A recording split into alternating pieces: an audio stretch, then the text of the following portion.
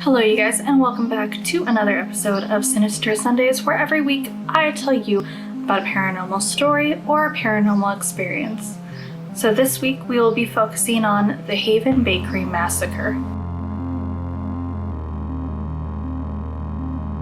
So in November of 1928, in Jamul, California, which is a very rural area, a man owned a family bakery and restaurant, and it was just called Haven Bakery. He ran it with a few employees. I believe he had 3 or 4 employees and his family. From what I remember hearing and through my research is that his bakery was actually on his private property as well.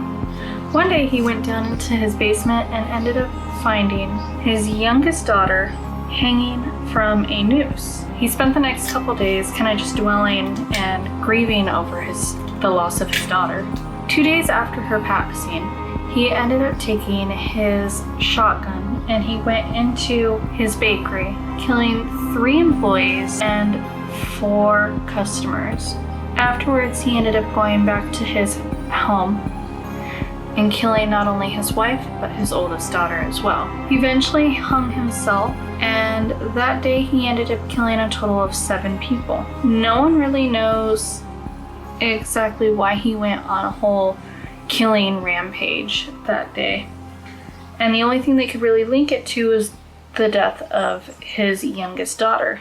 The story has haunted Jamul for years, and it's become a bit of an urban legend. There wasn't very much I can find in my research online. I couldn't find any official documentation. I found one newspaper clipping, and I did see that somebody made a documentary about it. But this urban legend has become a hotspot for ghost hunters, as the building still stands, or at least the remnants of the building. They destroyed most of the building, and what's left is basically the skeleton and the foundation.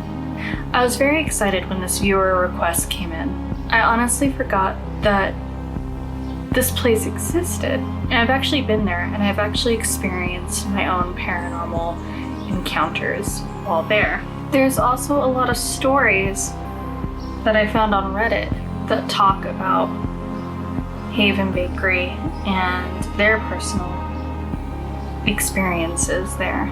The first thing you see when you walk up to Haven Bakery is a giant, probably 10 or 12 foot wooden sign that says the Haven Bakery and Restaurant.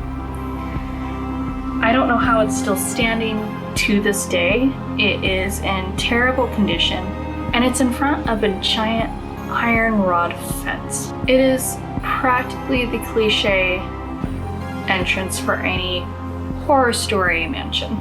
The bakery itself is about 2 or 3 stories tall. I can't really remember.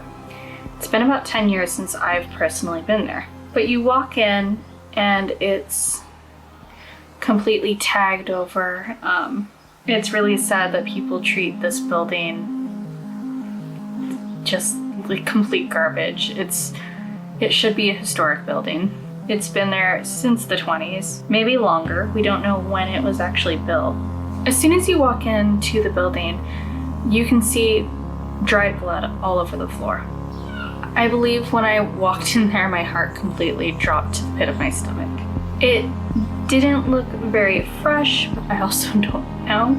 It could have been the blood from the massacre or something else. Me and my friends were not the only ones that were actually in the building at the time either. There was another group of young teenagers doing their own ghost hunting. I remember eventually we made our way to the entrance to the basement, and as we entered, all you can smell was fresh bread, as if somebody had just got done cooking. And as we walked down the stairs, we ended up following the group ahead of us, and we were all down there. I think we ended up being a large group of 6 people with the other group that was there, and it was completely dark and musty and very cold. You could see everyone's breath as they were breathing, and it was the middle of summer. I don't necessarily know if that was because it was a basement, and you know, basements tend to be a little colder than the rest of the house. I remember we could hear things moving in the basement with us, and that was absolutely terrifying.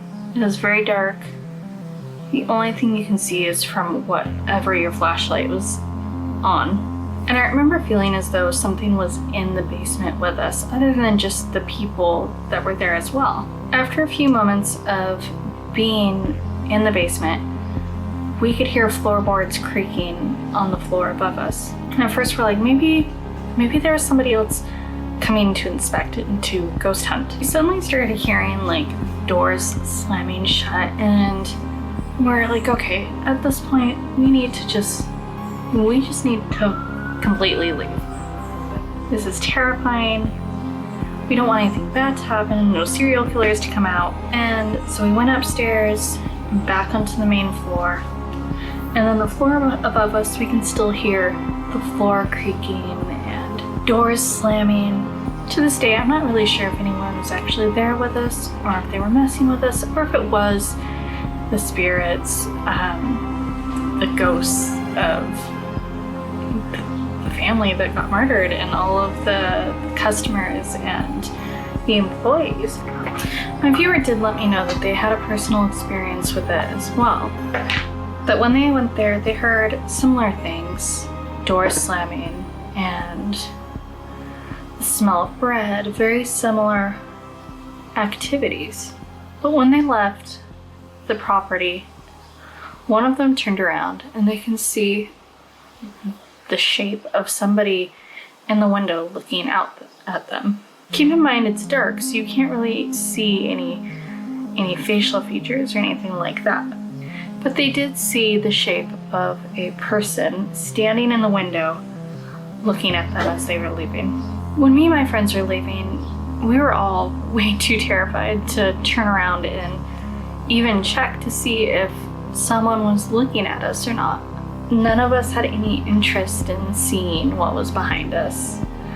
We did get a feeling as if we were leaving something behind, like something was still in that building. It was one of my more terrifying ghost hunting experiences, and when I was much younger, that was one of my favorite things to do. Is me and my friends would go out and we would find the most haunted area that we could, and we would go ghost hunting. A lot of times it didn't turn anything up. It was usually a disappointment. That was one of the experiences that actually left me feeling like we had connected to something. During my research, I came across a bunch of Reddit forums about this actual massacre that happened, and there were some really chilling stories, and a couple of them had to do with the Ouija board, trying to connect to the spirits of the people from the massacre. In one of the stories, he said that he connected to a spirit, and as soon as he connected to it, he could hear on the floorboards above creaking and like a laughter almost. And when he asked the spirit if the spirit was above them, it responded saying yes. After it responded saying yes, you could hear a growl and laughter on the floor above. Other Redditors claimed that they had been outside of the property and never stepped foot inside the actual bakery. And they would lose items such as their keys or a wallet, and they would go back the next day during daylight to find their missing property, and their property would be actually inside the bakery building, which they had never set foot in. Somebody could easily picked up the item and took it in with them and dropped it while ghost hunting, or if they were a homeless person going into the building. But I don't really see too many people out in that area because it's still very rural. There's not a lot of people that live out there. I believe the remnants of the building is still there to this day, so if you're interested in visiting this haunted place and getting a first-hand encounter It is in Jamul in Southern California off Highway 94. I personally will never go back. It was one of the most terrifying paranormal encounters that I personally have ever experienced, so I would never go back there. If you're brave enough, let me know in the comments if you would go and check this place out, or if you've actually been there and if you've had experiences there as well. I would love to absolutely hear your experiences. If you have a personal ghost story or a paranormal story at all, or an urban legend that you would like me to cover, definitely go into the description below and find the email and send me a detailed email of your experience or what you would like me to cover. And I'll definitely keep it in my files for future Sinister Sundays episodes. Also, if you haven't subscribed yet, definitely hit the subscribe button down below. I will be doing a giveaway once I hit 100 subscribers, and I don't want you to miss out on something sinister coming your way.